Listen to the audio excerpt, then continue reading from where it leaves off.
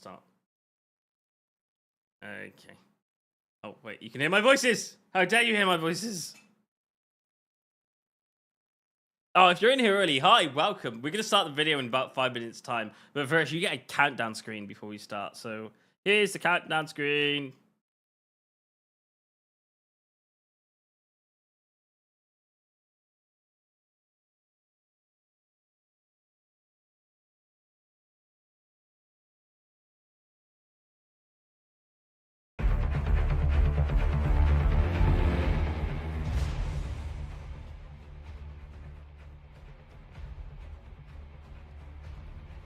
Okay, I'm gonna be actually fair with you guys. I didn't actually, just a quick word, I didn't get a podcast themed countdown, which I will do for next month. So you're gonna have to handle what I've currently got right now. This is a Hitman countdown screen, but we will be doing this next stream. Right now, this is the podcast, as it says on the title. Believe the title, not the image on screen. That's all I'm going to say. Right, I'm going to let you deal with this 4-minute countdown as we get ready for the stream.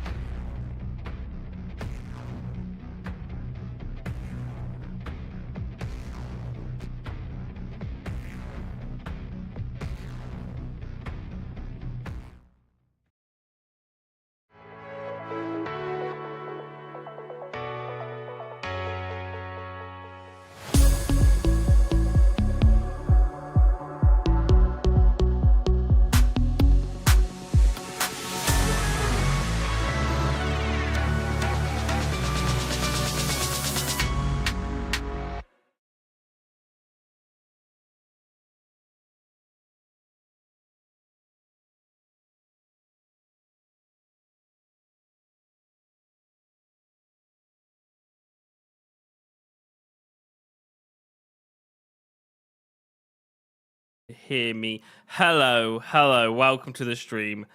There we go. There we go. We should be all good now. Welcome. By the way, new camera. Look, check out that blur behind me. I don't even think that background's real. It's there. It's there. I can't even. It's like a screen behind me. It's so exciting. This is a really nice blur on the background. It's a lot better than what I've used. I've got a new camera, everybody. It's the it's the whatchamacallit. It's got product placement on it. But Camazoid, Blue Fox, hello. How are you guys? Are you guys doing okay? Yeah, we're doing great, man. We're happy for your camera, bro. Cool. Yes. Look, wonderful. Look. It's got product placement. Do you know what this means? If I got a thing and I want to hold it up to the thing, so I got this is my other camera, so I can pull up my other camera to the screen and it will focus really quickly. It's just like look, it's a camera. Look, I got a product on the screen. Remove. It's so cool. It's really nice. Professional YouTuber. It's really nice. This is actually my old camera that I've used for a lot of my streams and a lot of my recordings at this point, and now I'm gonna use it for something else. But yeah, this is a Lumex. This is really nice for recording with. It's a very cheap solution if you want to get something really nice. I say it's cheap. It's cheap for HDMI webcam situations, but it is a micro third fall, which is a problem. Well, I say it's a problem. It's a bit of a thing. I mean, like in 2020, you don't go with the Lumex, but it's really nice. If you're interested in taking videos and you're not quite sure where to start, this is not a bad choice. The Sony, I'd say, is better because that's the one I'm using currently right now. As you can see, it's really nice. It's really crispy. Look at that background is really nicely blurred. So like, they kind of do the same job. That one works better than this one. That's why I got it. But yeah, it's if you want an even cheaper solution, the GH4 is also as nice. It's a respected camera. But we're not here to talk about cameras, guys. We're here to talk about podcasting. Yes, and more specifically, the difficulty in gaming. Difficulty in gaming podcasting. Yeah. Okay. I said we'd probably get distracted and we'd talk about other stuff beforehand. By the way, so before we actually get into the podcast and before we do the recording, which is what you'll see is if you guys are watching this live stream, you get the good version, you get the extended cut, you get the live extended cut, which is awesome. So thanks so much for being here if you are here. Uncensored. There you go. Yeah, the uncensored. The stuff that we'll talk about. If there's swearing that's going on, it'll be accidentally in this podcast. We'll try not to, but if it does, this is where it will be. Try my best. Well, the other people that are going to join the after version, there's kind of cool people. That's not as cool as the in group. They won't never hear us say that because they're not watching. But they do watch. That makes them really cool now. No, you should put our logos or some the Discord thing on below on the screen, right? Oh, you mean like this? Sorry, like like this. There you go. That's your logos on the screen. We will start this podcast in a proper second, but yeah, just a little bit warning. This is the also like this. People can track us like who's speaking, right? Because yeah. So we will go into the cut version of the podcast in a second, which is where other people will start. This is the one we'll post as a video on the channel. That'll be the nice version for people. But before we get to that version, let's just talk about this behind the scene cut, guys. How are we all doing? What's happened this week in the gaming world industry? Just off topic, you don't have to answer, but anything that you like or has been disappointing this week in the gaming world? Well, there have been the Game Awards nominees. Yeah.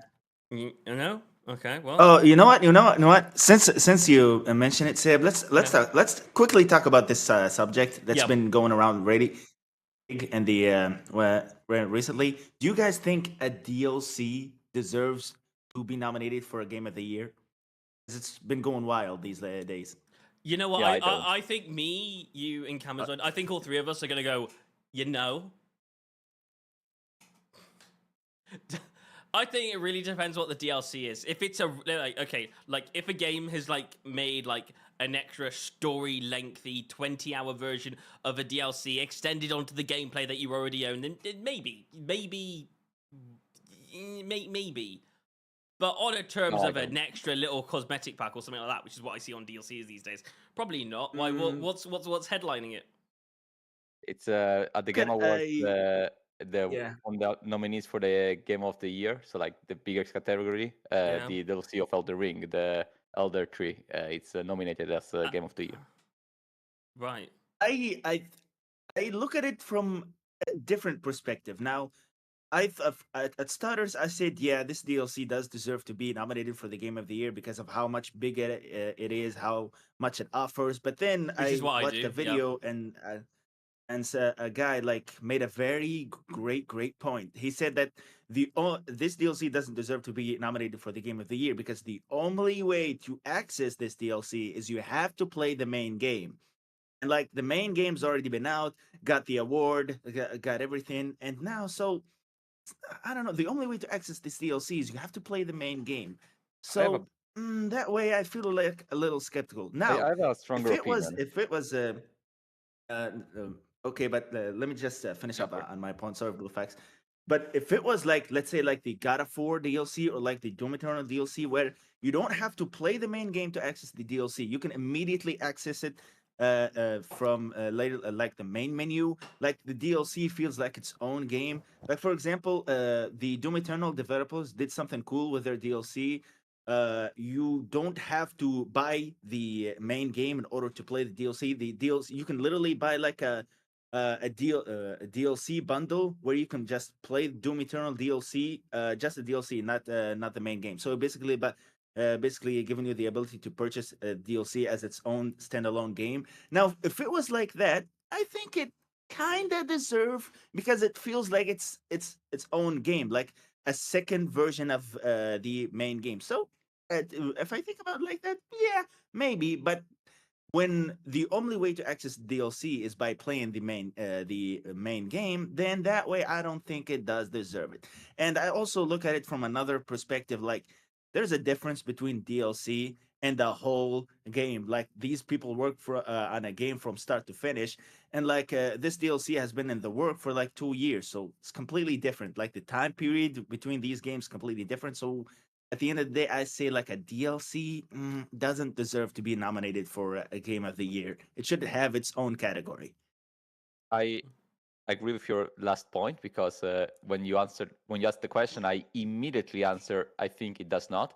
Not because the DLC itself is bad, because of course the DLC is wonderful, and there have been many DLCs like the Blood and Wine DLC for The Witcher, for instance, which is a wonderful DLC. Lovely DLC. I do not contest the idea that there are good DLCs that really deserve awards and praise and whatnot. That I fully agree. The problem is more philosophical, because if you give the award to an expansion, you're not evaluating that expansion because it does something wonderful. You're evaluating because it's Elden Ring. You're evaluating because it's The Witcher. It's more of the game that you already enjoy. So from a That's true, technical yeah. point of view, the developers Oh, didn't need no, to make a new game engine. They didn't need to make a new mechanics of gameplay. They introduced new enemies, new weapons, new armors. That's wonderful. But they didn't make a new game, right? They basically took the game they already had, which was a wonderful game, winner of the Game Award already 2 years back, and they said, okay, well, let's expand it, right? It's an expansion, and rightfully so. I believe it's a good idea. But then if you nominate it as Game of the Year, you're implying that the things that you like about the expansion is the elements that made the game originally good. So in theory, you're just grading the same game twice. And again, it goes without saying that there are some games that maybe are not as fun or as exciting as expansion, but those are games that have been developed through years from scratch. Developers have had to rethink outside the box, right? You think of games like Baldur's Gate 3, for instance, right? A game that started from nothing, right? Because the second one released 20 years ago. So you have games that just are brand new. So giving the award to an expansion, of course, now it's just nominated. I don't think it's going to win it, but the fact that it's nominated means that it could win it. Then, it feels that we as viewers don't want new things. We just want what we already have, a little bit more of it. So from a philosophical point of view, I'm against that because it's, which is It's why not, the very it's not best fair to put Game it in the same, Awards to in the same watch place. is the Jump Inside Game Awards happening at the late, just after Christmas this December, is the best place to tune into to get some real value out of watching a Game Award series. But Just no, a no, plug yeah, in, no, That's a I nice will promotion, say, man. I will say that was great. Yeah, yeah. No, I will say one of the things that I do love about that discussion right there is I completely agree with exactly what you said there, Blue Fox, as well. The whole idea of like it's you're already it's already a game that's already created. We're just judging the game that we've already appreciated even more. Does it really deserve that? I mean, if it's best, does a DLC that's an expansion pack deserve to go in like the best story written stuff? Like, like, oh, should it go in a story category? Yeah, maybe so. Oh, but But by the way, like, this already happened, eh? oh Just yeah, to put the record straight, it didn't happen for the game of the year, like the biggest nomination of all, but it did happen in 2016 for the best RPG of the year, which was won by the DLC of The Witcher 3: Blood and Wine. And again, Yeah, like yeah, they took. Yeah, it's just more gotta be honest appreciation here. I'm of it the was, still a already bit it was, created mad game. because they there were three stole games. for Dark Souls 3, man. Yeah, there were three games. There was Dark Souls 3, there was Xenoblade Chronicle X, and there was Deus Ex: Mankind Divided, which are three games that they rightfully deserve to be nominated. They are good games. I play only two of them, but yeah, they are solid games. Are they as good as The Witcher 3? No, No, but they're definitely better than the expansion of The Witcher 3. But the problem is that if you're grading an expansion, you're grading the original product as well. You cannot play the Elden Ring without playing the expansion of the Elden Ring without playing the Elden Ring. Like, but not just as in you have access to the DLC, but in the sense of like when you're playing the DLC, you're playing the elements of Elden Ring that you enjoy, just in a different setting, a different environment with a different lore. But it's still Elden Ring. Like you cannot separate the two things, right? Like if there's an awful game Yeah. like that has a wonderful DLC, yeah, it's still an awful game. Like you cannot, scrap about that. For instance, I played Duke Nukem Forever, which is a game that's considered by many to be awful. It's has been a big flop back in 2012, and that game has a DLC that I appreciated. It's a nice DLC, but yes, it's still a DLC for Duke Nukem Forever. So what are you supposed to do about it? Like, yeah. Well, anyway, that's Solid a point, my discussion friend. over I think, DLCs that maybe we should go into at a different time. Maybe we should talk about awards next month. Going, I don't know, something like should such and such deserve a Game of the Year award? I don't know. That'd be an interesting topic. I don't know. Maybe we'll do that. Maybe we'll talk about something else next month. But right now, I think it's time to get into today's podcast. Is everybody ready? yes. we're ready for it. Let's do it. Ladies and gentlemen, welcome to actually let me sorry. This is why this is extended cut, because you get all that extra stuff. Ladies and gentlemen, welcome to the Jump Inside Jumpcast, where I'm joined by Blue Fox. Hello, hello. Glad to be here. And I'm also joined by Camzoid Gaming. Yeah, what's up? It's always good to be back. And we are going to be talking about video games and difficulty in video gaming. And we've brought some games along. Now, for me personally, I'm going to introduce mine first because I've got a certain passion for certain difficulties in certain video games. And those video games are for me as I just find them. My personal ones are going to be Super Mario Brothers, the very first Super Mario Brothers, Hitman, the most recent version of the Hitman games, and Kingdom Come Deliverance. And I picked them for three interesting reasons, which I'll talk about as we go over the podcast. We've also got some games from Blue Fox. Blue Fox, Yes. which games have you brought along? I'm just trying to find your comment. Yes, I brought 5 games to the table, or at least the 5 main ones I'll discuss, but of course I'll bring more along the discussion. But the games I would like to discuss today are Bayonetta, published by Sega, Cuphead, that's an indie game, I've heard of that one, yeah. Celeste, which is another indie game, One I'm like Jedi next. Fallen Order, Yeah. developed by Electronic Arts, and a counter-argument game that's not known for its difficulty, it's known for its opposite, to be very easy game, which Yoshi is Woolly Rewarded. World. Yes. on the What from is Nintendo. Yoshi Woolly World for those of Oh, you who don't know? you'll find out throughout the podcast. Is it Yoshi from Yoshi's the Woolly yeah World. yeah okay right okay and then also we've got Kamazoid who's brought along Elden Ring. All right. Yep, you know me, man. I'm bringing back Elden Ring, my bread and butter. Of course, I'm still on that hill, waiting for the challenge. Since I'm going to be talking about the new and old God of War games, I'm also going to be bringing in Ninja Gaiden and Doom Eternal, and finally, same as Blue Fox, I'm bringing in Cuphead, one of my favorite indie games. And for you, the audience, I'd just like to say this, for those of you who are commenting on this stream about Dark Souls at this very time, we probably will end up talking about that some point inside the stream, all right? Just putting that out there, okay? Just put it out. Right, okay. Yes, sir. Right, let's get on with the first question.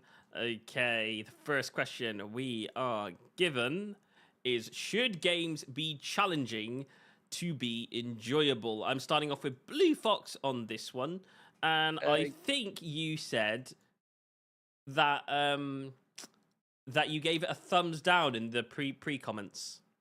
Yes, because I do not agree with the statement that a game has to be challenging to be enjoyable.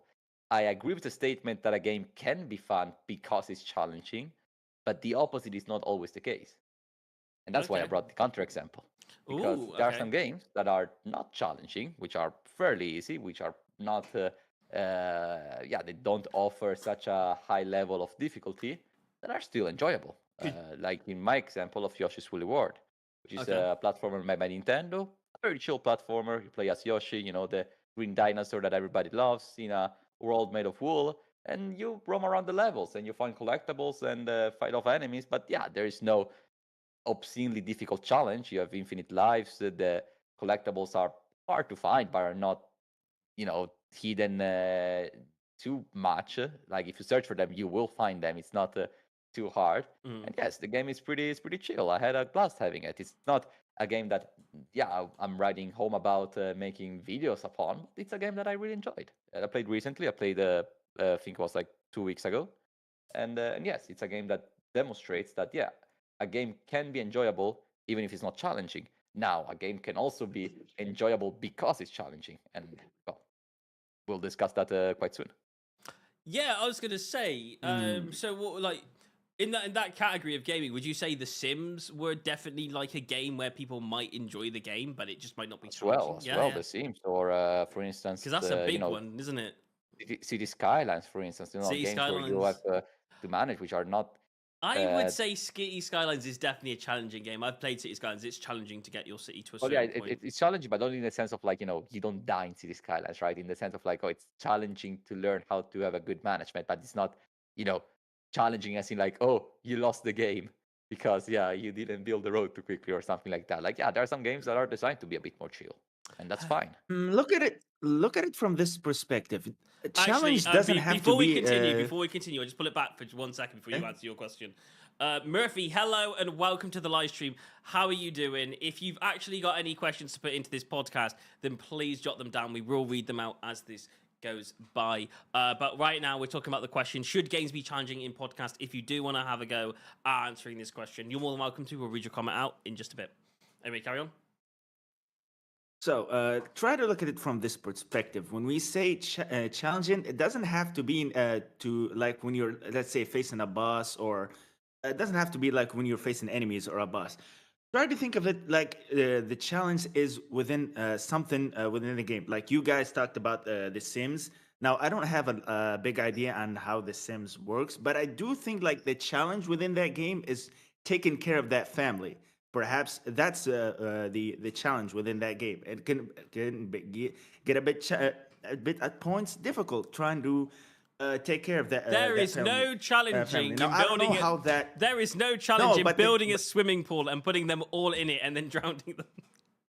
No, but the challenge is to maintain the care of that family. Now, like I said, I don't have any idea about The Sims, but for every kind of game, I believe like there is a certain challenge. For there, like for example, even exploration games, let's say simple exploration games, the challenge could be about fighting a certain item. An item was hidden in a very hidden location, so it's very challenging to find him. I believe in the same game you said, Blue Fox. Now I don't have an idea about the Yoshi's World, but perhaps there is a certain challenge within it. Something that doesn't have to be difficult, but enjoyable. Like you can find a certain item only if you can do this, or that it's difficult to find this item because. So basically, what I'm trying to say is that challenge can be defined on what the game trying to. Let's say secrets or hidden Easter eggs that would also be as a challenge if you try to find them. Because I'm trying to see it from a perspective like it doesn't always have to mean like it's you have to fight enemies or bosses. Challenge can also be on finding certain items, figuring out some puzzles and all. So it doesn't always have to be.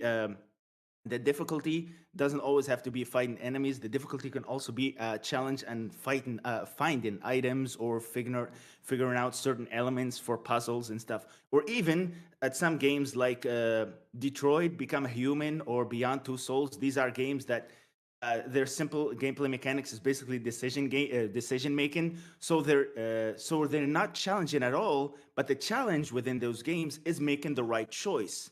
If you get what I mean. So that is a good the game point. doesn't have to be hard, but it gives you something challenging for you to figure out. Making the right choice is always difficult. I think what you're going with is going like there is an objective, and you have to get past that objective, and getting past that objective is the challenge. I think Murphy's just written a comment down inside chat saying games should obviously be challenging because if they aren't challenging, then what's the point? When you complete a game, you want to feel rewarding. Without a challenge, there isn't really a reward to be given out in the first place. So on top of that, I'd say something like maybe in The Sims, maybe it's not such a challenging game as in just thing, but maybe there is that certain element of challenge if you want to if you want to feel rewarded, and you want to Yeah, that's fair. That's a fair point that perhaps we should make at the beginning of the discussion. Is that yes, there is a difference between challenging and difficult, because a challenge, as Camus has said, it depends on what the game asks the player to do. Like the game can ask the players like, hey, look, manage a group of people in a virtual, dollhouse. Which yes, it doesn't. You will not face enemies and you will not lose the game. But yeah, it's challenging in the sense of like, oh, what's the best way I can do to optimize, my revenue so I can build a bigger house? What's the best way I can, change the world in order to I don't know, collect all the collectibles. Like I'm thinking of Animal Crossing, for instance. Like yes, in Animal Crossing, it does say you don't lose the Animal Crossing. It's a sandbox in all by definition. And yeah, in the game you can chill, you can fish, you can capture enemies, you can collect. But all these things are challenging when you set to do them. If you want to be like, I want to capture all the fishes, then yeah, that's a challenge that you self-impose. But the game itself doesn't tell you what to do. The game itself is like, hey, you live on an island, do whatever you want, right? It's a sandbox. So in this sense, I think that every game, it's a challenge when the player introduces the challenge they want to accomplish. Some games make it clear because some games give you a hard enemy to defeat. So then yes, the game is challenging because you gotta defeat the boss to go further to the game. But some games are challenging is like, look, you put yourself an accomplishment that you want to do, and then it's up to you to do it. Like in a game like Minecraft, right? In Minecraft, you can build whatever you want, and it's up to you to decide what you want to build, and if you can manage to do it. Yeah, I think the whole thing goes along that aspect of going like, because you always have to also put in to be enjoyable. Should a game be challenging to be enjoyable? If you're not actually putting yourself to the challenge and you're not actually trying to achieve something, like for The Sims, if you want to do something, if you want to get from A to B, that part is a challenge in itself. Again, you have to define the difference between challenge and difficulty, because is it difficult to get across the street? No, it isn't. But is it challenging to get across the street? Not really. But even the smallest challenge is a challenge in itself. Otherwise, if you're not putting a good challenge on yourself, then you're just standing still doing nothing, and that's not. I wouldn't imagine to a lot of people that would be enjoyable, but that's just my own case there. Any other comments on that one? That's a fair point. I mean, yeah, on the side note, I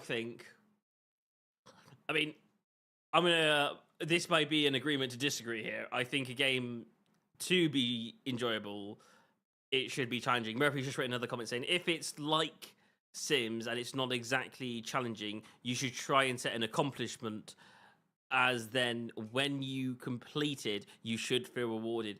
Maybe you don't exactly need a challenge in every game, as every game is different, but there should always be a reward feeling for a game when challenging yourself in a game where you are playing from setting yourself a goal or accomplishment. So yeah, yeah, that's a solid point. That's nice. That's a point. Yeah. Yeah. I think on the even, I think it's all about just going like, there has to be an element like, again, on that same topic, do you want to feel rewarded in a game? Is that the enjoyable part? I don't know. Do you ever get that little buzz? Sorry, off topic quickly.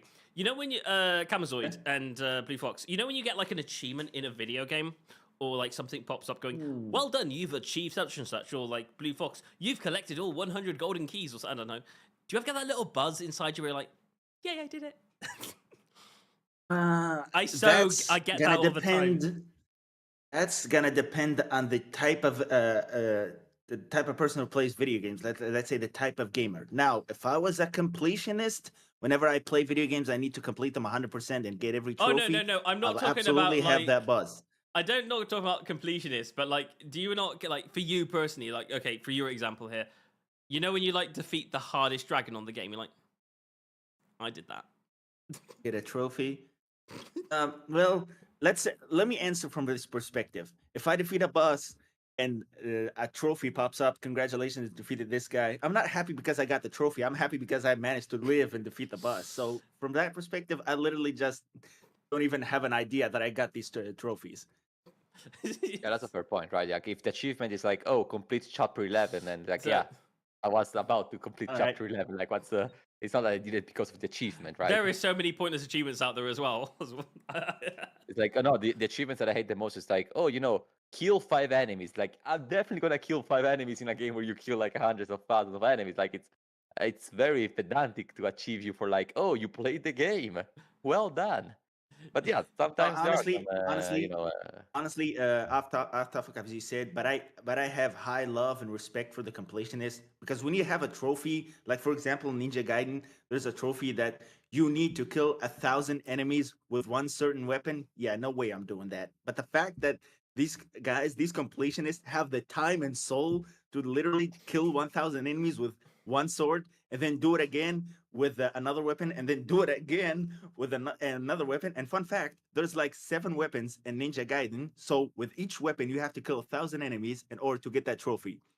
Those guys are just something else. I would never do it with even a single one. Even if you like do a full playthrough of the game, you still can get that achievement. No, it's insane. And to be honest, like, okay, fair enough. I do respect the people who devout themselves to finish a game 100%. But at the same time, I think achievements are a cheesy way for developers to give you a challenge that is very artificial. Because in the sense of like, yeah, the developer can say like, oh, beat this bot by using a stick. And it's like, yes, but that's not a self-imposed challenge. That's something very arbitrary that developers put because they want people that have the completion's sake, energy to complete a game 100%. They'll be like, oh, I have to do this to get all the achievements. And I feel, I don't know, like, it doesn't make sense to give this type of challenges to achievement. It makes sense if you self-impose them. Like, if you play a Pokemon game, you could play it in an ordinary way, or you could play with Nuzlocke rules, which are self-imposed, which is like, hey, if one Pokemon faints in battle, that Pokemon is forever, right? So in that case, it gives you like a roguelike structure to a game that doesn't, make itself roguelike. It's self-imposed. But yeah, if you put an achievement like that, then yeah, suddenly you have to follow the rules of the achievement, and God forbids if you want to try something else. So I don't know, I'm conflicted with type of achievements. It's I made a whole video about it like 1 year ago, discussing it. But point being is that yeah, I'm not the hugest fan. I was more in favor back in the PlayStation 3 era, but nowadays Not that much. I'm glad that like the Nintendo Switch doesn't have achievements, for instance. You know, okay, right. I'm going to move on to the next part of this video. Sorry, the next question inside this video, which is something I'm going to go straight over to Camazoid with, and it's what defines a good difficulty level in gaming. I have my own answer for this, but I'm going to let you take it first. Ooh, I thought what defines a good in video games. I'll say what defines good difficulty is player accountability. Even in a level, what defines it is player accountability. To make the player accountable for his actions. To solid my point, I'm gonna talk about the old God of War games and the new ones. Something that I absolutely despised of the new God of War games and how it ruined basically all difficulty options, like from easy all the way to very hard, is now we all know that within video games, the most the biggest thing I'll say, the most challenging thing when it comes to video game, well, certain types of video games, is the boss. The boss you face. This guy is put on the final area of this location to challenge you to see if you learn the mechanics, to see basically how good you are at this game. Something that I absolutely hated in the new God of War games is the checkpoint system when it comes to the bosses. Now, first, I'll start talking about the old God of War games. I'll go from the example of God of War 3. So in God of War 3, at the end of the underworld, you basically have to fight like a giant boss, Hades. And on the old God of War games, the bosses don't have like a health bar, but there's something that's going to happen in order to transition to like the next phase. So this boss fight, Hades, like has two phases. Now the first phase, think of it as like he has like three health bars, so you have to fight him a little bit, and then a platform happens. You go into the next to the second phase, another fight him a little bit, a platform happens. So basically fight him in three phases, and then he transitions to the second like big phase of the boss fight. Now, on the original God of War games, let's say you're fighting this boss and you're almost to the final platform to transition to the second phase where basically major platform happens and everything changes, but you accidentally die. When you die, you restart from the very beginning of the boss fight, basically from let's say from scratch, all the way back. So you have to redo all those three phases, retake the boss's health bar very down in order to reach to the second phase. So you're basically the game is making you accountable for some mistakes you made, and you died. Now back to the new God of War games. And the new God of War games, when you reach a boss and you face him, if you if you like manage to take away let's say 20% of the boss HP and then you die, you immediately restart back after you took away the boss's 20% HP with full health, and your abilities are all fully recharged. And I absolutely hate that because nowadays I see a lot of people you taking advantage of that mechanic. They see like, oh, I managed to reach the boss to half health, and but my health is totally I'm very close to dying. I don't have any magic left, and my weapon abilities are all gone. Perhaps I'll probably die and then just restart from half health of the boss with full health and my abilities recharged, so I can absolutely destroy him. And I absolutely hate that because the game doesn't make you accountable for your mistakes. Now, in the old God of War games, if you die, you restart from the very beginning of the boss from how you actually reach him. So let's say I reach this boss with half health and half magic, and if I die, I restart from the beginning of the boss with half health and half magic. So I have to think of how I'm going to use these magic elements. When am I going to use my super transformation in order to turn the tables? So basically, it's making you be accountable for your action, and you have to think of how to use your abilities. But in the new God of War games, I took away half of the boss's health, but I'm out of everything. I'll just die and then restart full health and with all my abilities charged, and I could absolutely destroy him. Now, if this system was implemented in the new God of War games, and let's say easy and normal difficulty, I would have no problem with that. But it's also implemented on the hard difficulty and the very hard difficulty. Why is it implemented on the very hard difficulty. If I reach the boss and I reach him at half health, but I accidentally make a mistake and die in the very hard difficulty, and then I restart with at the let's say at 50% of boss health, and I restart with full health and 4 ability. That just makes it so easy. So for me, the classic God of War games, at, even at easy, are more challenging, and they make you accountable for your actions more than the new God of War games, where it feels like there's no challenge at all. The only challenge I see is that if you enjoy the story or not. Other than that, sure.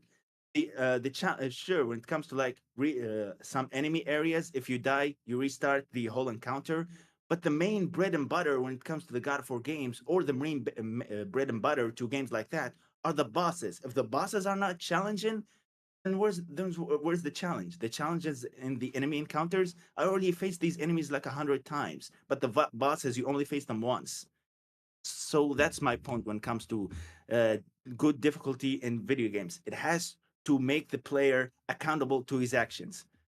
The way he needs to think and try to figure out how to use whatever he got effectively in order to defeat the boss without him, of course, losing. Okay. I like the idea of consequence. And you know what? I'm going to bring something similar along, maybe a little bit different to what you mentioned. But for me, as I said, I'd bring something along. For me, it's about... I'd say it's still about consequence. I think, if anything, if the consequences are good, I think that's a great thing. Because I think if you select a harder difficulty level, and I think if the enemy are a little bit stronger, I don't agree with this. Because I feel like, just a harder enemy is possibly doesn't... I don't really think that makes so much of a difference. Or like giving the enemy extra health doesn't really make a difference if their fighting style's the same. It just means I got to do the same hit a couple of times a little bit more or something. I was like, that's just boring. Because I'm just doing a longer fight battle. But if there is certain elements of consequence, then then that's interesting. Like, for example, like I think you mentioned something along the lines of it, but I'm not quite sure exactly how you put it down. But like, if you respawn and you have all your items, that's easy to, have another go at that boss battle. But if you respawn and you don't have all the items, then that's gonna cause some issues. So that first time battling that enemy, it shouldn't give him more health, but he should be at a certain difficulty level that you actually have to think about it. Because if you die and you're on harder difficulty and it goes like you die, you lose all your items. There's like, hey, I should probably think about whether I should battle this guy or not, and I should probably think how I'm going to take him down before I go into that battle.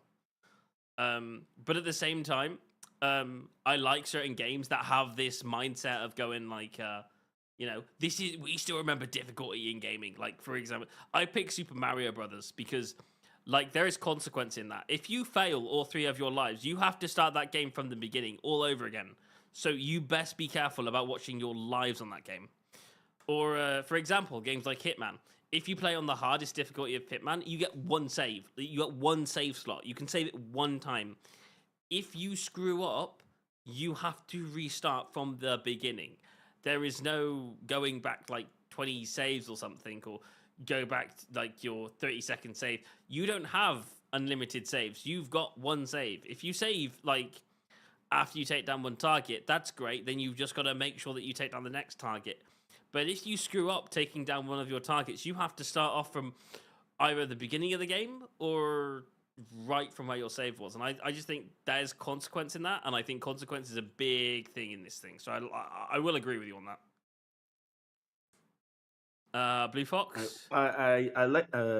Sorry, before No, go, you go. Yeah, I go like for the it. point. I like the point you mentioned about you hate the fact that when you let's say amp up the difficulty in some games, you like choose a higher difficulty. You're still fighting the same enemy with just more health bar and all. This is something that the video game Ninja Gaiden did very well. Okay. I remember like first time playing Ninja Gaiden 1, I played it like in normal difficulty, and after I beat it, I decided to like try it again on hard, and on hard it was completely different because uh, there are newer enemies, and when you choose the difficulty hard, that you don't actually fight in the normal difficulties, and enemies that you fight in the later game are you fight them on literally the first levels. So I love that idea of basically the game locking things from you that are only available on higher difficulties. That's basically a unique challenge that can only be accessible on higher difficulties. There's even even bosses that you can only fight them in Ninja Gaiden only on hard or very hard, which is also something that I've absolutely loved because these bosses are only accessible when you choose the harder difficulties to experience something new and experience the same level but completely different, more challenging in a different way. You're not facing the same enemy, you're facing newer enemies, more aggressive and more challenging.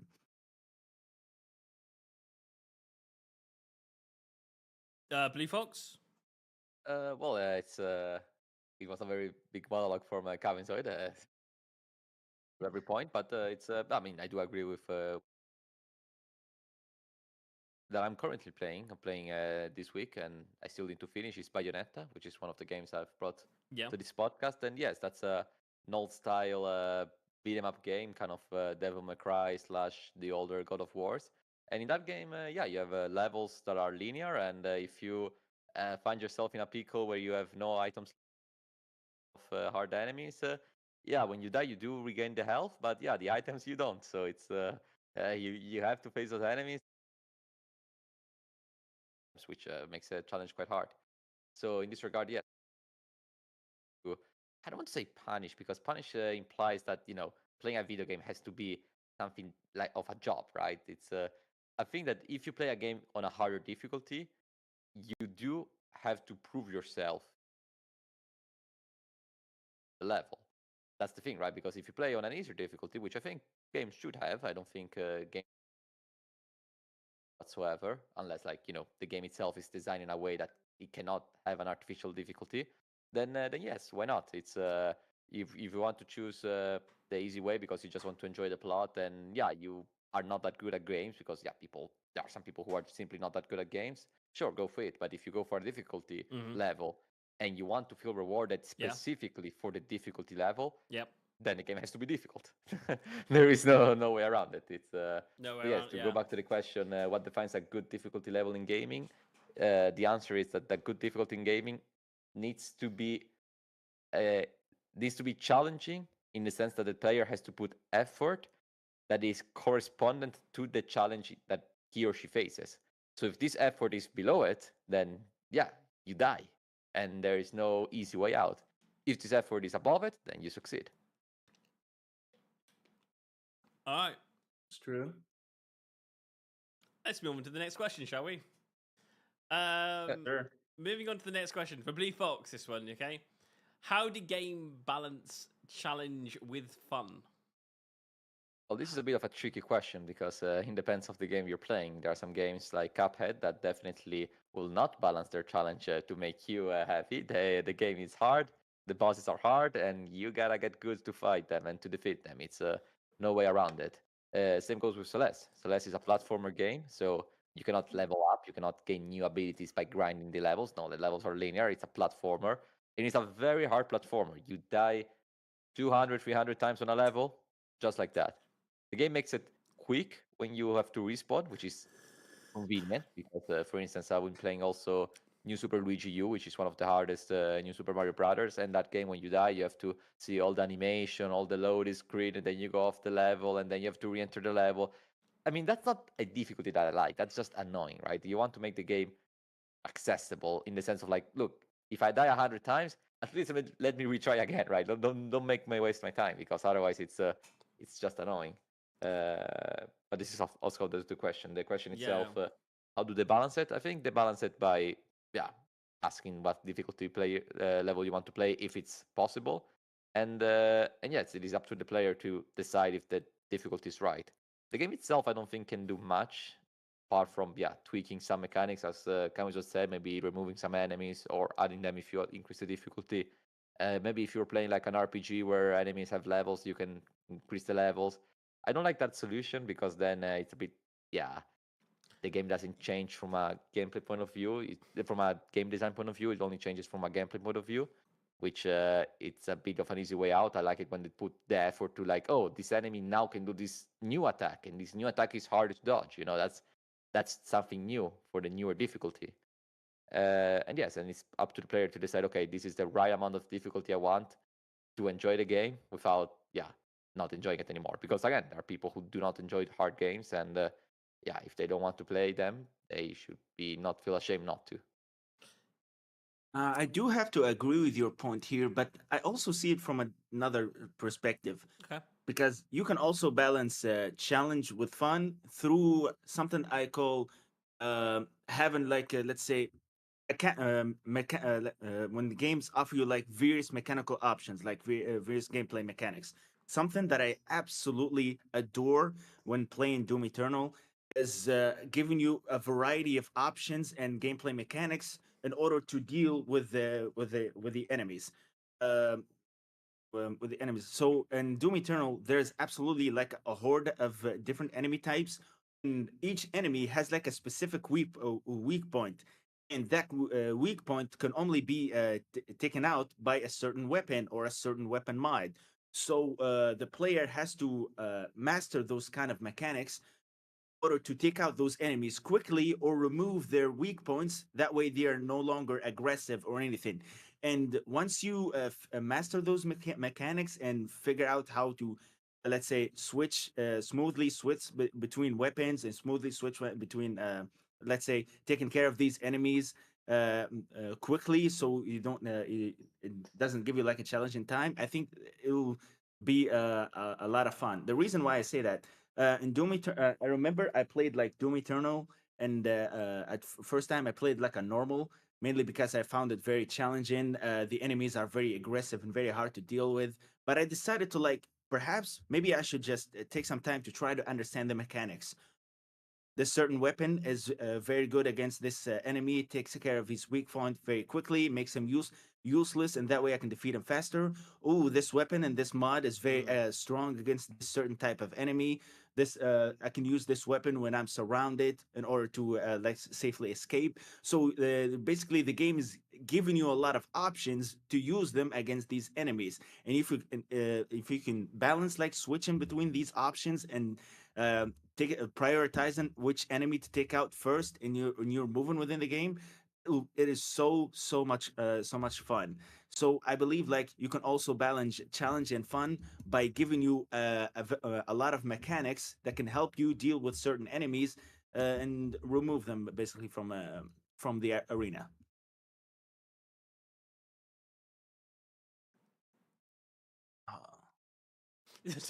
Sorry, that was. I thought you were going to continue then for a second. Oh. No,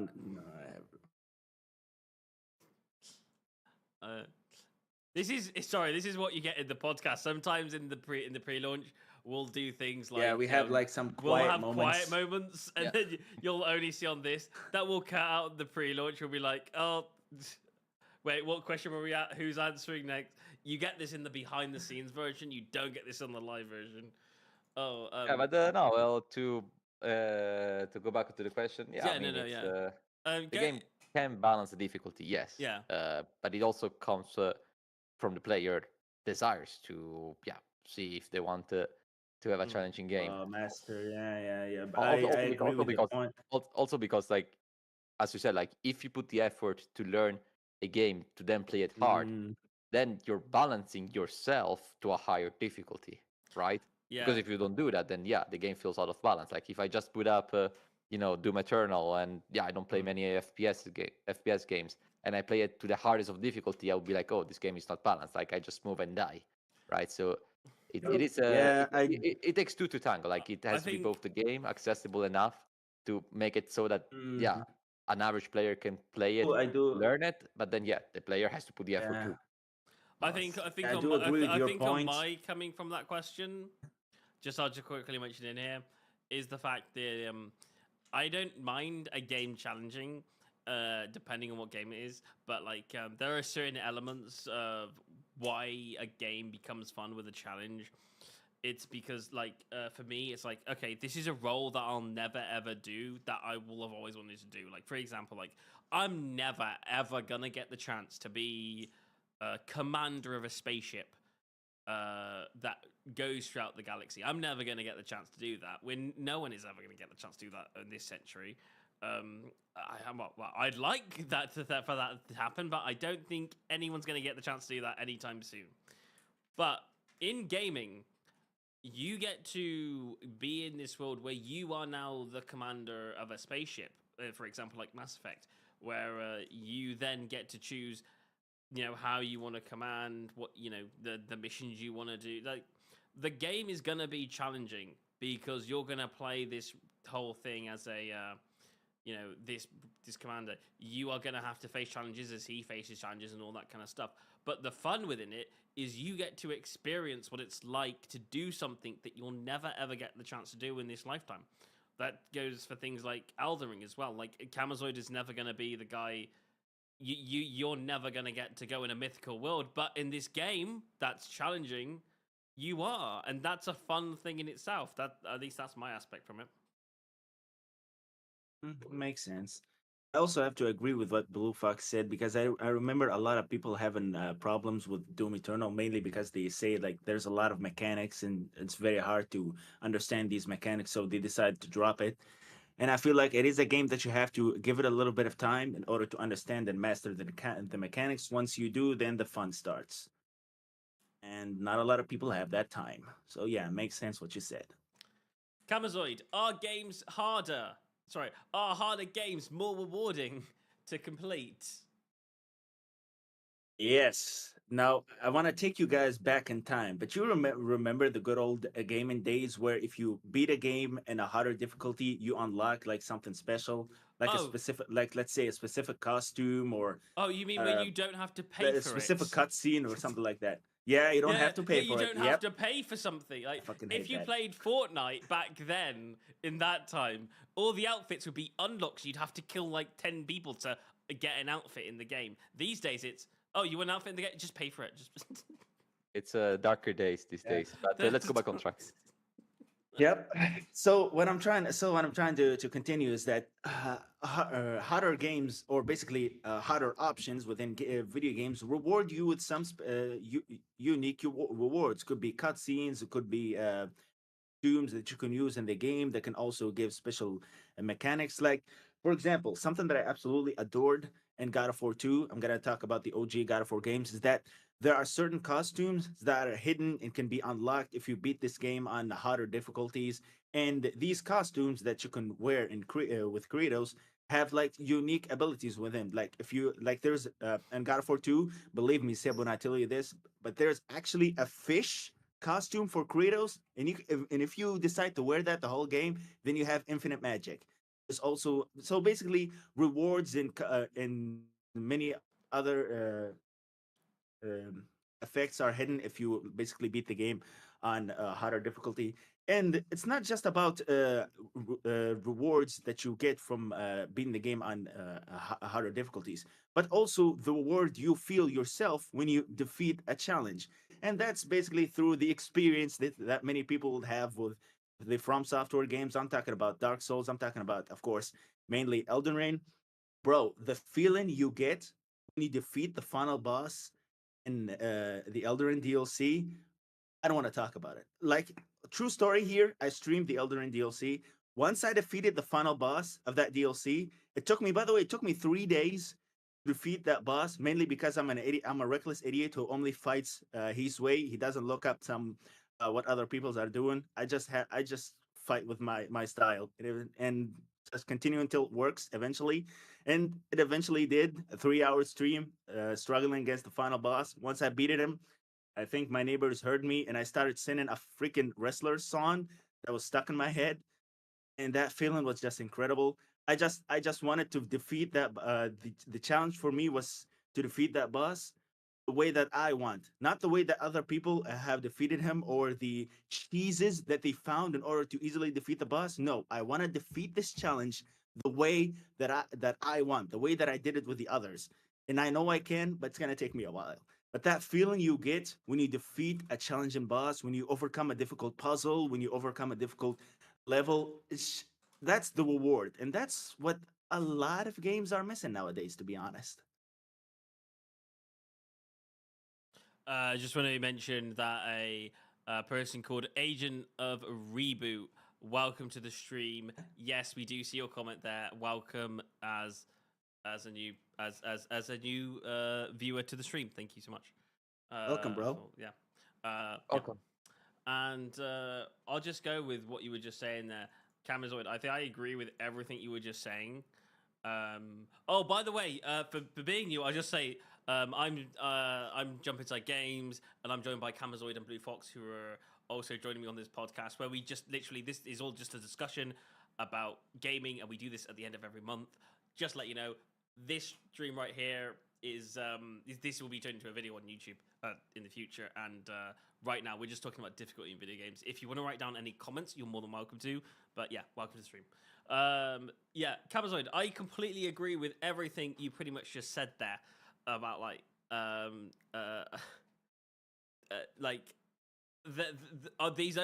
remember those older games where you would do a certain thing and you'd get something out of it, like a proper like.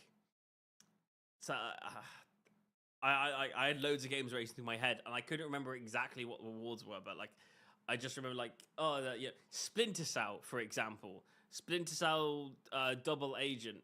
That feeling of every time you do something of a challenge in that game that was quite challenging, but also quite rewarding at the same time. You'd unlock a new piece of equipment, and if you did all of them, you'd unlock all the equipments, and then the game would just be like real nice next time you played it through, because you're like, yeah, I did that, and now I got this reward from it, and I can actually use this from my future missions.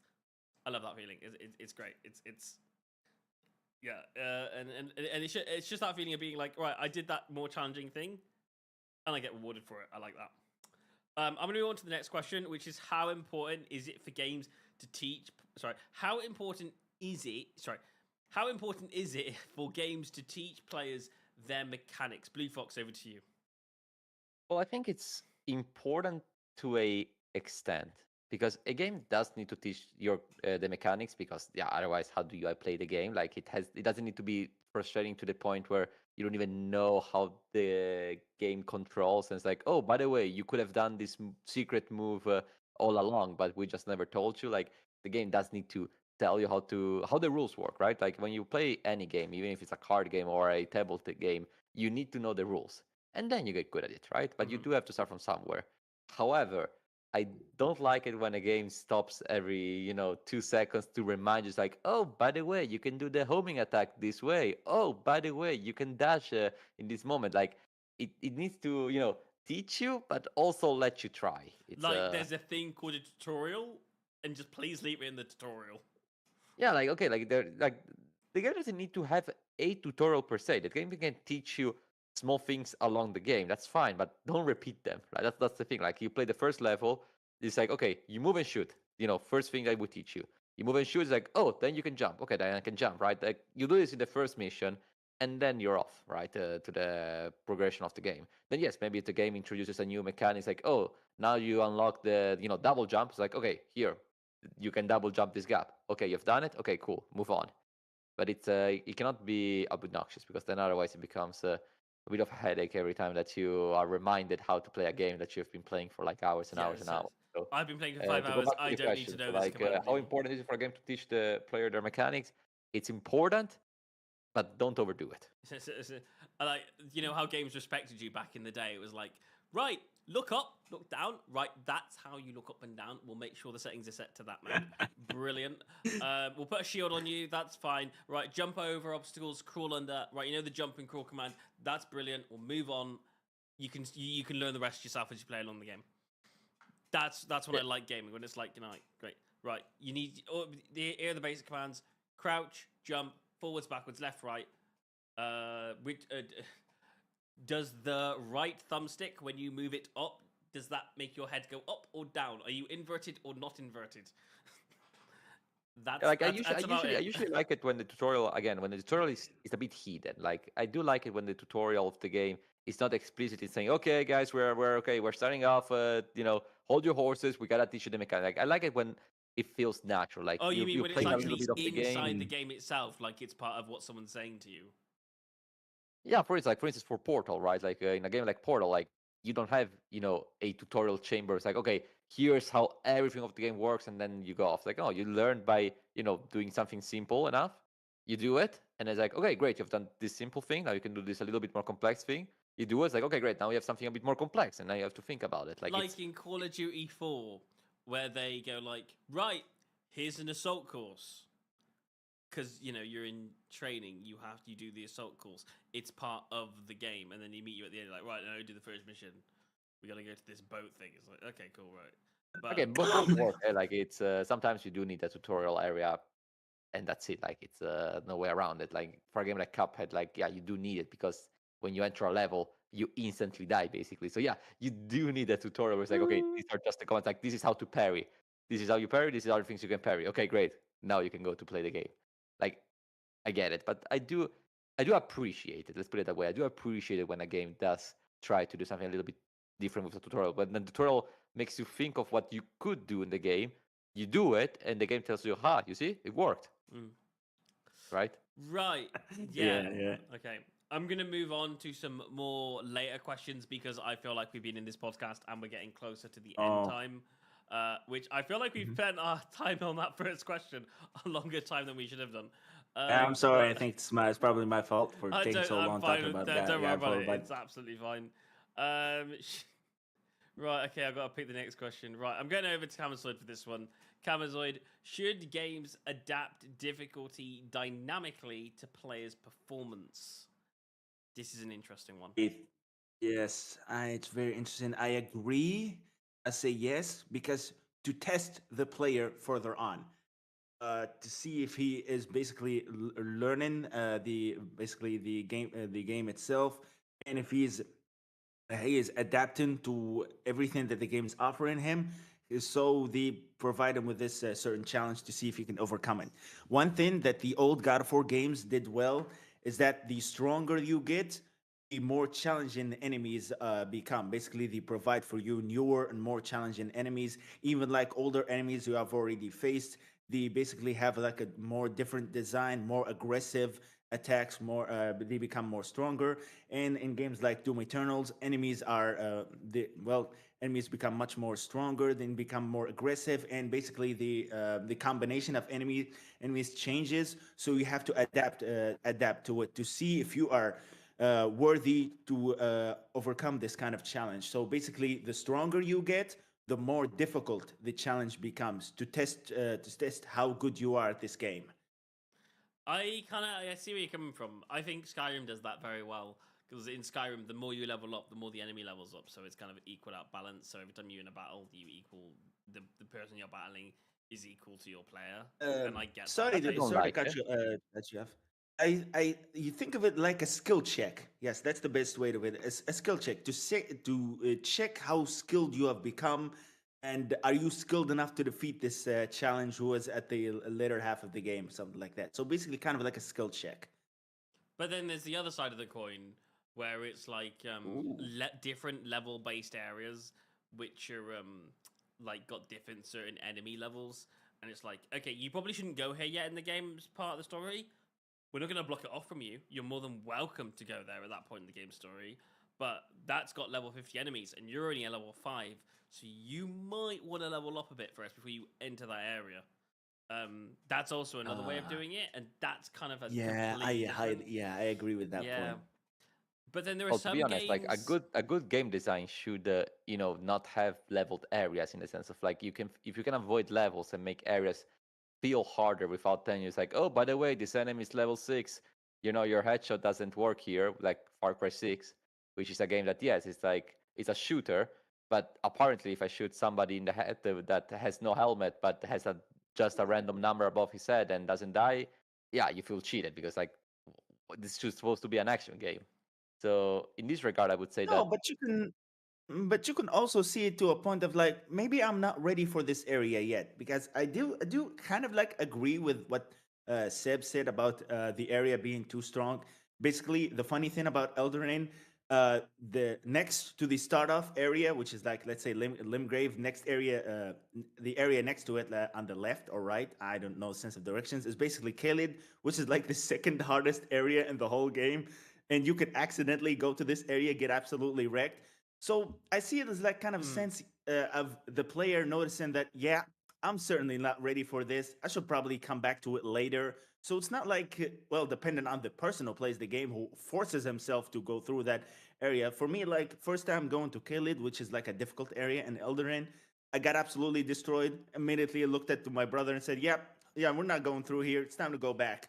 So basically, it's like, in a sense of, you go to a difficult area, you notice that you are not ready for this, so you go back and do other objectives, check other areas, and once you feel ready to go do it, then you go back and you see that you are capable of this challenge.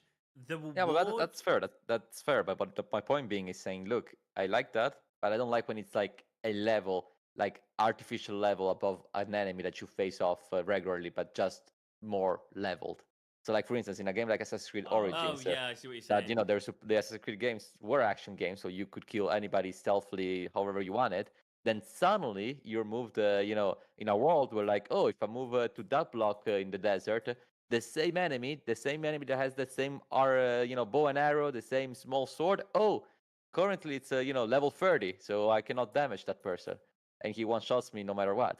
So that I don't like when the level is artificial. And the level is like you know, you even if you try, you cannot go there. It doesn't feel natural. A game that yes makes a good game design is like Zelda Breath of the Wild, where you have no levels, you don't level up in the game, but you do get stronger by finding new weapons, by learning how the game works, going to shrines, and then yes, you find some bosses around the world which are very hard to fight if you're just started.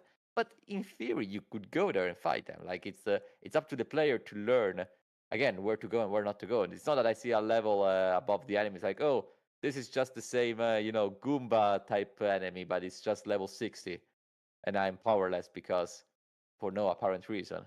That I don't like. If it's a Yeah, JRPG where levels are a key component, I get it. Like, in a game like Pokemon, like levels are the thing that defines the game, so I understand. But games that force you not to go somewhere because why not? Then that type of games I do not enjoy. I think a good game point for that exactly kind of is like description is World of Warcraft. And if you've ever played World of Warcraft, then you'll know how the levels work in that game. And it's like, okay, if you're Blue Fox is like a if Blue Fox has entered World of Warcraft and he's like a level 5 in like a level 5 area and he's taking on all the enemy, that's cool. And it's kind of like, all right, you gotta suss out this area and conquer this area. And by the time you've conquered the area, you'll be like a level 10. Then you can move on to the level 10 area and all that kind of stuff, and you unlock all that kind of stuff.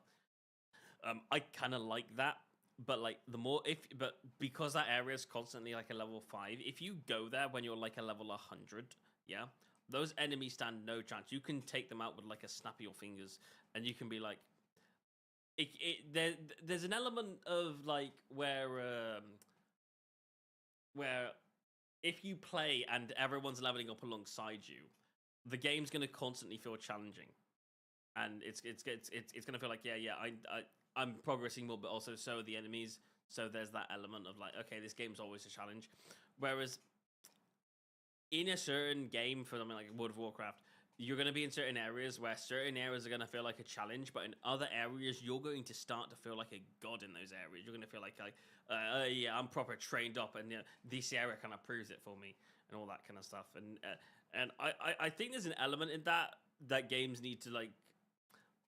Like not every game needs to do this, but there are games that I feel like it just works great when you can walk into an area and you're a level 50, or surrounded by a level bunch of ones. Like there was a point in Dragon Age where you're like the highest, like level 24, and you have to defend a village, and in the village there's like a lot of enemies. You're like, oh, that's a lot of enemies, but then you start realizing how much you've leveled up because they're all level like 3s and 4s, and you're level 24. So every time you slash them with a sword, they just immediately die. They don't even stand a chance against you.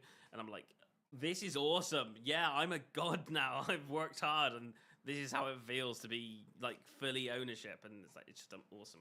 That little The two particular games that I fight scene. brought for the podcast, Cuphead Yeah. and Celeste, are games that do not have levels. Like in Cuphead, there is nothing in theory stopping you to No. fight the final boss. I mean, there are levels that you have to go through Oh to yeah, unlock yeah, the new areas, but from a practical point of view, the way that your Also, character starts the game and the way you end it is the same character. You're playing the exact same mechanics. It's a running gun. You don't get stronger. You don't get more health. You don't get more power ups. Yeah, there are some different type of bullets that you can use, but they are not stronger. They're just different. Like some of them are like, oh, this is short range, but it does more yeah. damage, or this one is long range, but it does less. But yeah, they don't make you stronger. Like you can use the same setup from when you begin till the end, and you'll practically be the same. So in that sense, the game doesn't have a challenge that progresses through the game But a in a challenge sense of is like, oh, that. you Yeah, level yeah, up and then you become stronger. But the bosses that you face are more difficult. Like the first bosses you fight are already quite challenging for somebody that has not played Cuphead, but they're doable. But then you move forward with the adventure, and it's like, oh shoot, these bosses that I'm finding in the second and third world, oh boy, they are quite something. So yeah, it's for that reason I would say it depends. It depends on the game design um, choices made by the mm, developers. All right. when it comes to Cuphead, it's about adaptability, basically adapting to the boss's patterns.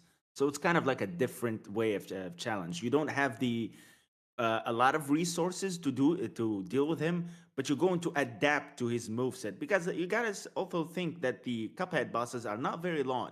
You could easily beat them fast, depending on, of course, the kind of tactic you're using. Because some weapons that are available in Cuphead can do more damage than others, and of course, you have to also adapt to the various phases of the bosses. The reason I say this because I remember first time playing Cuphead, I got absolutely wrecked. The more I Everybody played, the did. more I adapted to these bosses, the more easier they became. And playing it for the second time on expert mode, I didn't have a challenging time at all. The only challenge that I found was basically on the boss before the final one, which is like King Dice. And the only reason he was a challenging one because he had like basically had like a first phase, which is you have to fight a gauntlet of bosses, also, which was the only challenging part for him. He's like the only boss fight which is very long and very difficult. At first because you can also fight dependent on each time you play you can fight different challenges which can complicate things, but when it comes to Cuphead I think it's all about adaptability and adapting to the boss's patterns. That's to me what makes the experience fun. All right. Okay. Right. I think we'll move on to the final part of this podcast. And you know what? Considering I think I want to hear from Camazoid because I'm most intrigued from you. Um, Okay. Select your favorite game based on difficulty, and also say why it is your favorite game based on difficulty.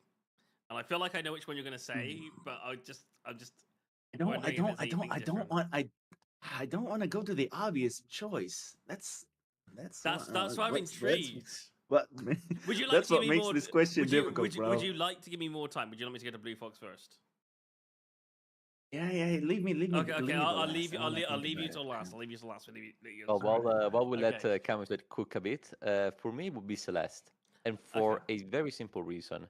Yes, because the game is challenging, go figure, but because the challenge of the game is inherent to the narrative of the game.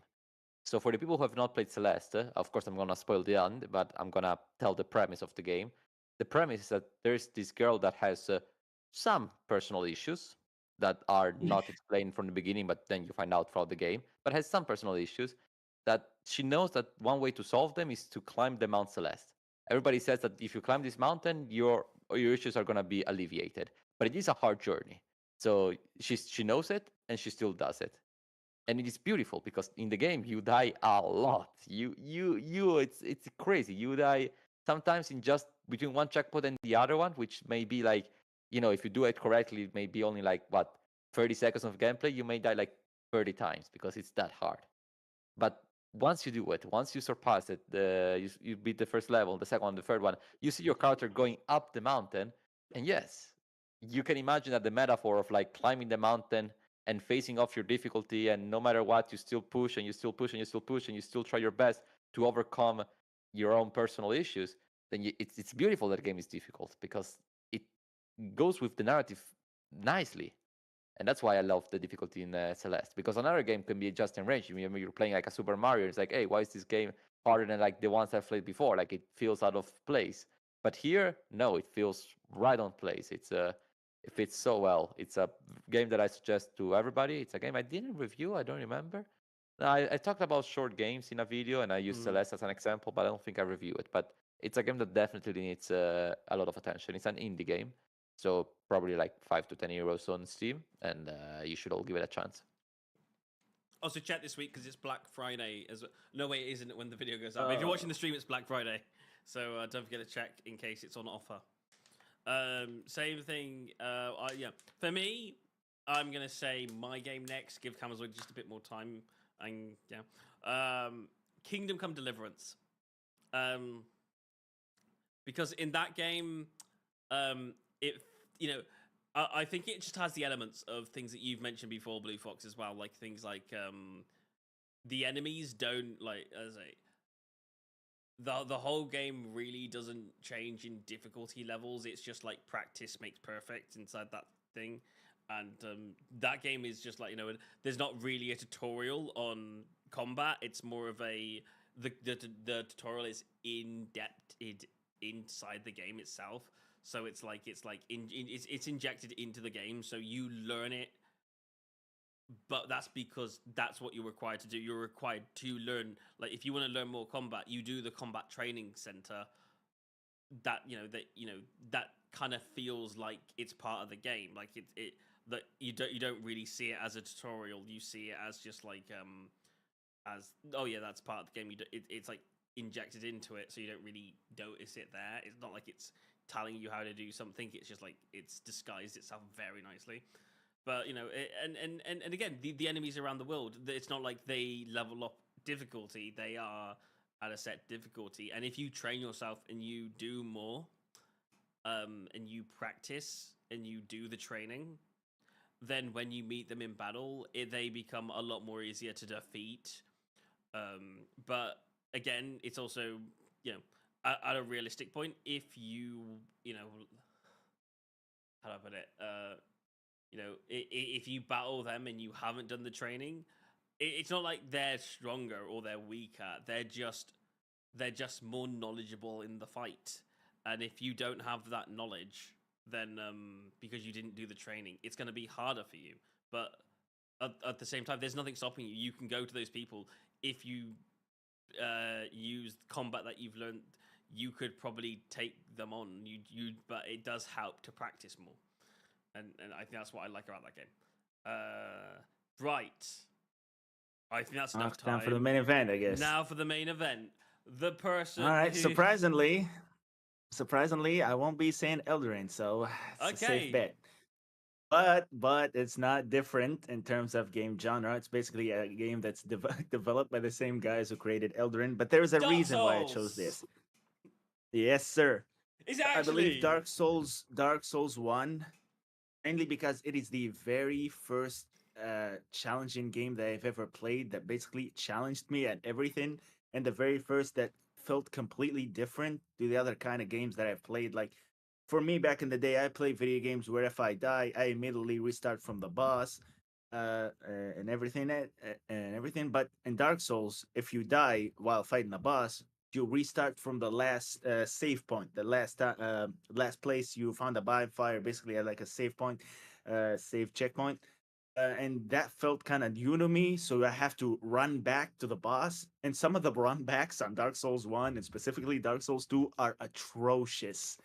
It really got me frustrated and angry trying to reach the boss at full health and with all my items. It was also was very kind of new to me because within fighting some of these bosses, you have to learn when is the best time to heal, when is the best time to attack without getting myself hit, when is the best time to roll and dodge this attack. So that was fairly new to me. It was like a new way of thinking when playing a video games. That was kind of love.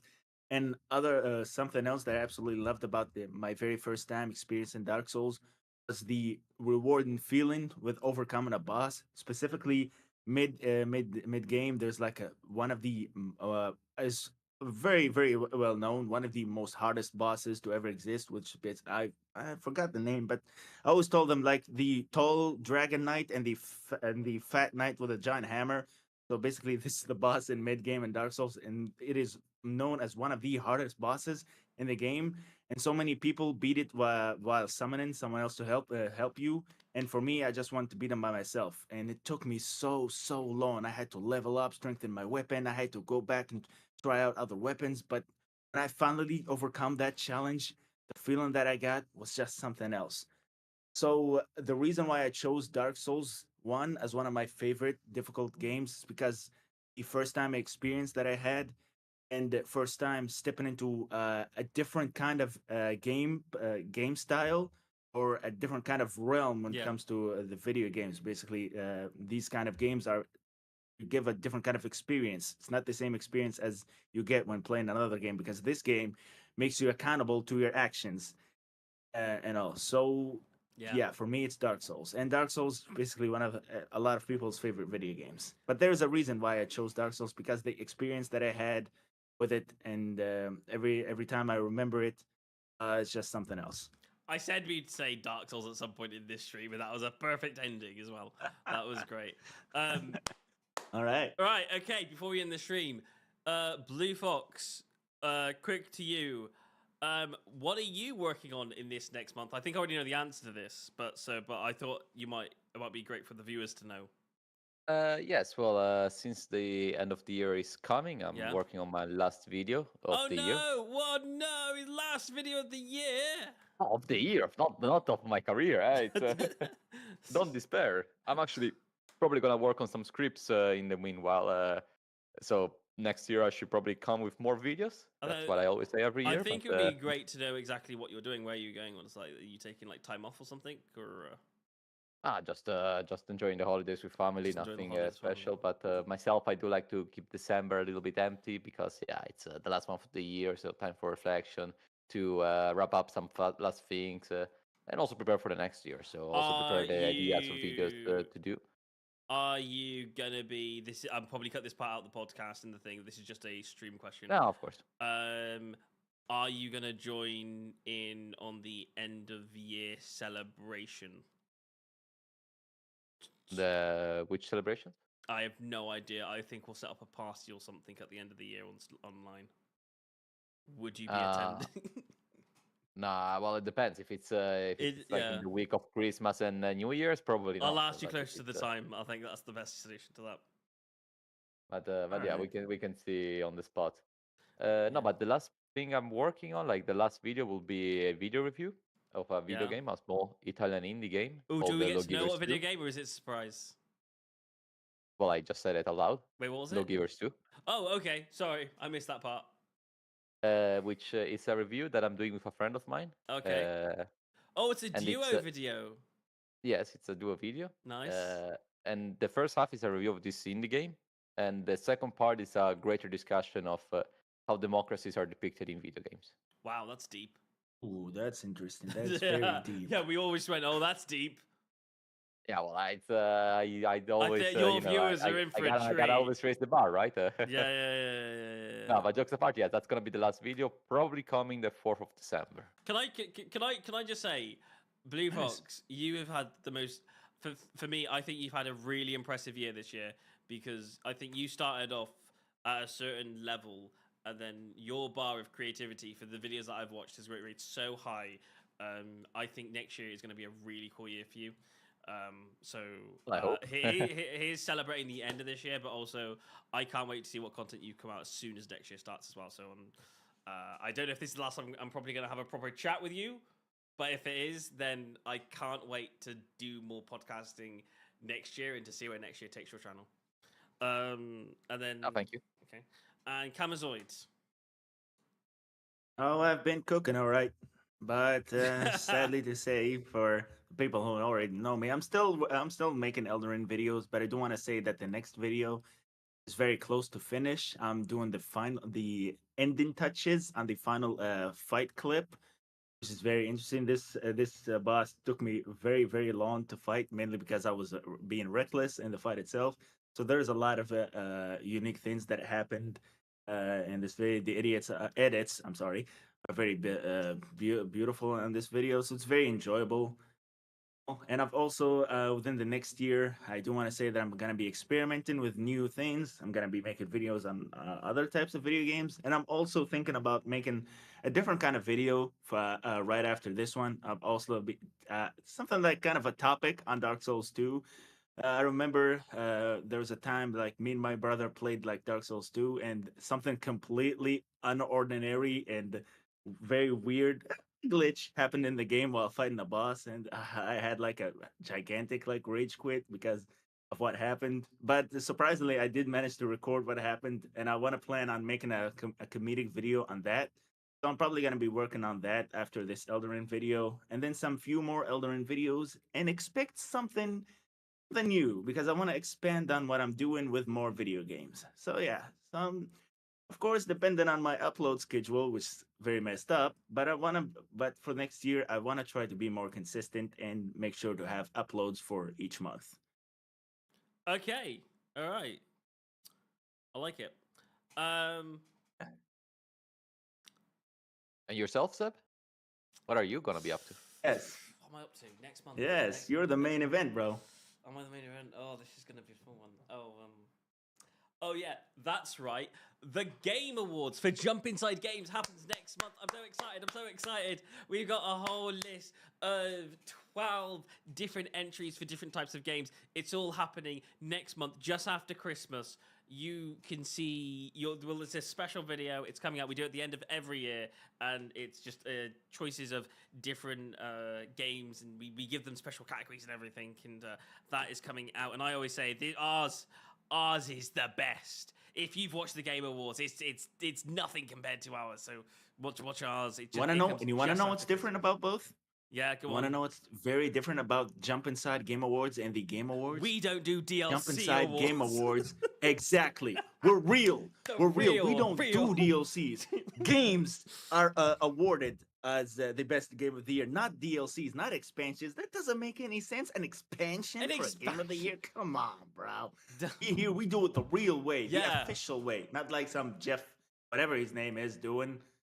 In the past, we decorate awards. We don't just go best space game award. That's boring. We do things like we give them interesting titles like No Oxygen Award. No, that doesn't make any sense, bro. You gotta remove that. We'll have discussions. That doesn't work. Will have discussions. The excitement, it's great, and we admire that, but it's keep it. You gotta make it have sense, bro. Keep it simple. Keep it cool, bro. Right. But do have fun, eh? All That's right. important. Okay. We'll have fun. Right. Okay. Anyway, that's it from me, and that's it from Blue Fox and Camazoid. Thank you so much for watching, and we'll see you guys on another podcast. See you later. Bye. Bye. See you next time. Cut. Beautiful. I think that was excellent. Yeah. And welcome to the after party. And yeah, I think we're gonna call it streaming. stop. All right, okay, right. No, I'm joking. Okay, We're gonna end the stream. We're gonna end the stream as well. Okay, for you guys watching on the stream, also we love the fact that you're here. We'll see you guys on another Jump Inside stream very soon. Thank you so much, and we'll see you guys. We did. Yeah, later. This time around we did get few people, and we did questions, so that was absolutely beautiful. That. Yes. I can't wait for more people to join because some of these topics are interesting. I had a friend of mine that wanted to see the podcast, but it was his father's birthday, so yeah, he wasn't around. That's the friend I'm doing